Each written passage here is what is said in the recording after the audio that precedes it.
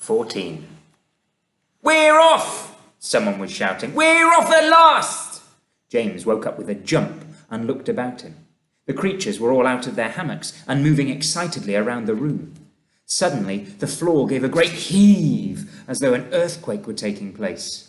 "Here we go!" shouted the old green grasshopper, hopping up and down with excitement. "Hold on tight!"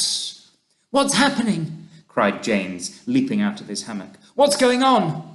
The ladybird, who was obviously a kind and gentle creature, came over and stood beside him. "In case you don't know it," she said, "we're about to depart forever from the top of this ghastly hill that we've all been living on for so long. We're about to roll away inside this great big beautiful peach to a land of what?" asked James. "Never you mind," said the ladybird, "but nothing could be worse than this desolate hilltop and those two repulsive ants of yours." "Hear, hear!" they all shouted. "Hear, hear!" "You may not have noticed it," the ladybird went on, "but the whole garden, even before it reaches the steep edge of the hill, happens to be on a steep slope, and therefore the only thing that has been stopping this peach from rolling away right from the beginning is the thick stem attaching it to the tree. Break the stem and off we go." "Watch it!" cried Miss Spider, as the room gave another violent lurch. "Here we go!" "Not quite, not quite!"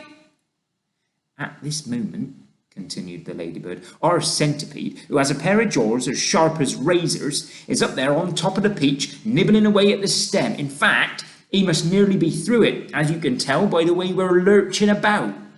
Would you like me to take you under my wing so you won't fall over when you start rolling?" "That's very kind of you," said James, "but I think I'll be all right." Just then the centipede stuck his grinning face through a hole in the ceiling and shouted, "I've done it! We're off! We're off!" the others cried. "We're off! The journey begins!" shouted the centipede. "And who knows where it will end," muttered the earthworm. "If you have anything to do with it, it can only mean trouble." "Nonsense," said the ladybird. "We're now about to visit the most marvellous places and see the most wonderful things. Isn't that so, centipede?" "There's no knowing what we shall see," cried the centipede. "We may see a creature with 49 heads who lives in the desolate snow, and whenever he catches a cold which he dreads, his 49 noses to blow. We may see the venomous pink-spotted scrunch who can chew up a man with one bite.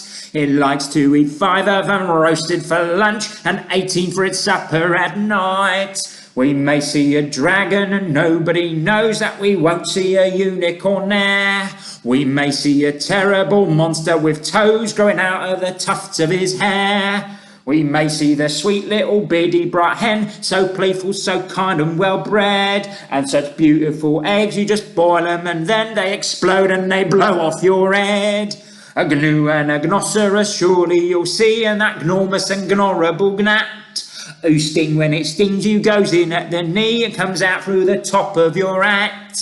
We may even get lost to be frozen by frost. We may die in an earthquake or tremor. Or nastier still, we may even be tossed on the horns of a furious dilemma. But who cares? Let's go from this hill. Let's roll, let's bowl, let's plunge. Let's go rolling and bowling and spinning until we're away from old Spiker and Sponge.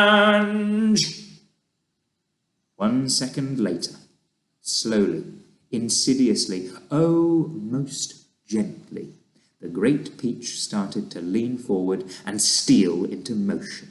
The whole room began to tilt over, and all the furniture went sliding across the floor and crashed against the far wall. So did James, and the ladybird, and the old green grasshopper, and Miss Spider, and the earthworm, and also the centipede, who had just come slithering quickly down the wall.